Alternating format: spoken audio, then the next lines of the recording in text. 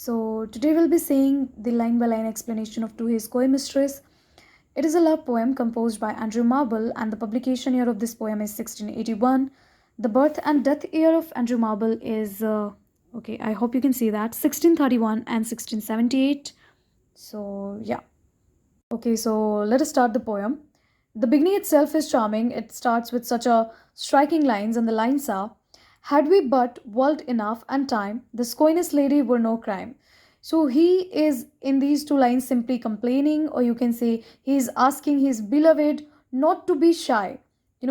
वो सिंपली इसमें कह रहे हैं कि आप इतने शर्मा क्यों रहे हो, आप मत शर्माओ, बिकॉज हमारे पास बहुत ज़्यादा टाइम नहीं है.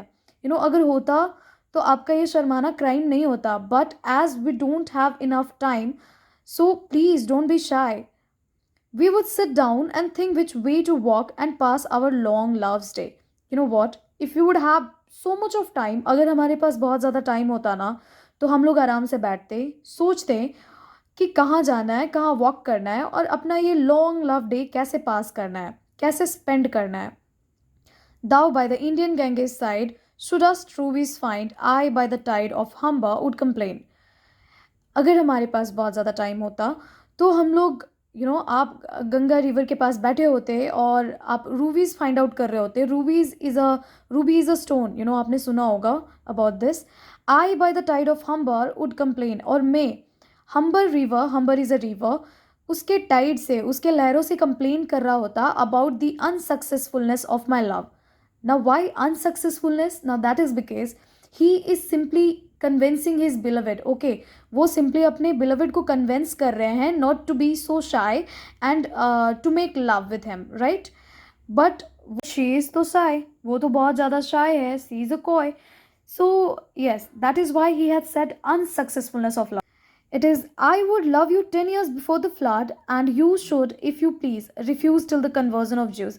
So here he have taken the biblical references, mythological references, you can say, that before the flood आने के 10 साल पहले तक मैं तुम्हें प्यार करूँगा, and you can refuse, तुम refuse कर सकती हो if you want to.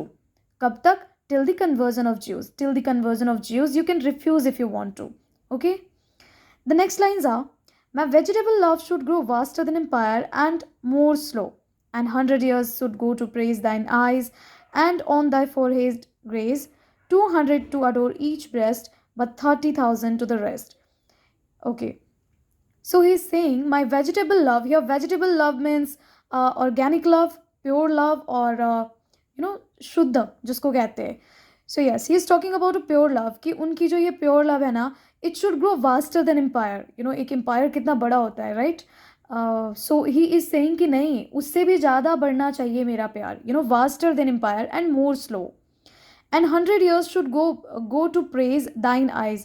You're so beautiful, so charming, and so attractive. I would take 100 years, मैं तो 100 साल लेने वाला हूँ तुम्हारी आंखों की तारीफ करने में.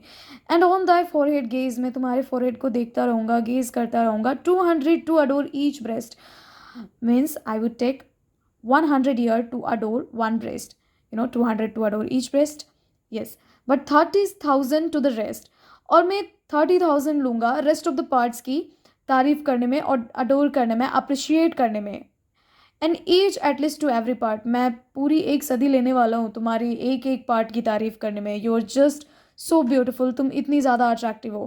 And the last age should show your heart, and gradually eventually मैं तुम्हारे हार्ट पे जाऊँगा, दिल पे जाऊँगा, तुम्हारे दिल को देखूँगा. For lady you deserve this state, nor would I love at lower rate.